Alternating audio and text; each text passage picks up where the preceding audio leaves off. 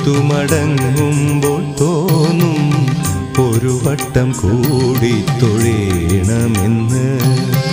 ഒരു വട്ടം കൂടി തൊഴുമ്പോഴും തോന്നും ഇതുവരെ തൊഴുതത് പോരെന്ന്.